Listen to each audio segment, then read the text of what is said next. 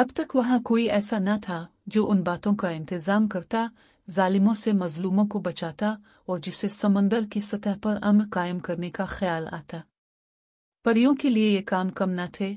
अमन व अमान पैदा करना छोटी सी बात नहीं, लेकिन तुम जानते हो कि परियों के पास वक्त की कमी नहीं और वो कभी थकती नहीं। इसलिए मसरूफ होकर वो इतनी खुश हुई कि पूरे 1 महीने तक चांदनी रात में भी खेलने कूदने के लिए समंदर के किनारे पर न आए। जब 30 रातें लगातार गुजर गईं और कोई भी बाहर न आई तो आखिरकार बादशाह को फिक्र हुई कि कहीं कोई मुसीबत तो नहीं आ गई। क्या बात है कि परियां समंदर से बाहर नहीं आए। उसने उनकी खबर लेने के लिए अपना एलीची भेजा। एलीची समंदर में परियों के पास पहुंचा, उनका हाल पूछा और बादशाह का पैगाम दिया। परियों ने कहा, बादशाह सलामत की खिदमत में हमारी तरफ से अर्ज कर देना कि हमें भी अपनी सहेलियों से इतने दिन तक न मिलने का बहुत अफसोस है। हमको यहाँ आकर इतनी खुशी और इस कदर मसरूफियत रही कि मालूम न हुआ कि कितना वक्त गुजर गया। आज रात हम जरूर हाजिर होंगे और अब तक जो गुजरा है वो सुनाएंगे। रात हुई तो परियां समंदर के किनारे पानी से बाहर निकल आए। सारा परिस्तान उनसे मिलने के लिए जमा हो गया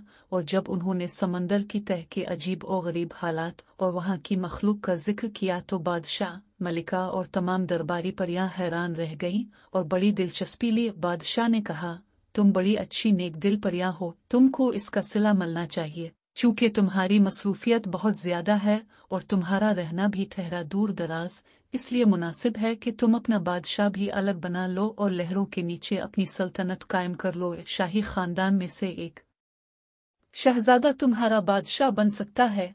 तुम उसके रहने के लिए एक महल बनाओ जिसमें जाकर वो रहे और तुम पर हुकूमत करे। समंदर की परियां खुश हो गईं। उन्होंने बादशाह का शुक्रिया अदा किया कि उन्हें अपना अलहदा बादशाह मिला और अपनी अलग सल्तनत हासिल हुई। वो अपने नए बादशाह के महल की तामीर करने के लिए समंदर में चली गईं। समंदर की तह में पहुंचते ही परियों ने महल का डोल डाल दिया। 1 महीने के अंदर ही महल तैयार हो गया। महल के दौर दीवार चमकीली सीप के थे और उसकी छतें सफेद बारीक चांदनी जैसी रेत की दीवारों पर रंग रंग की नाजुक नाजुक समंदरी बेलें चढ़ी हुई थी, कहीं सुर्ख, कहीं सब्जी माइल जर्द तो कहीं खरमिजी। जितने कमरे थे इतने ही रंग की आराइश, तख्त शाही और दरबार की नशिस्तें, अंबर की ताज, बड़े बड़े मोतियों का सफेद महल के चारों तरफ समंदर के फूलों के दरख्तों से आरास्ता बागात थे। जगह जगह फवारे जो रात दिन चला करते। रात की रोशनी के लिए चमकती हुई मछलियां थीं जो हर तरफ अपने चमकीले जिस्मों से रोशनी फैलाती फिरती।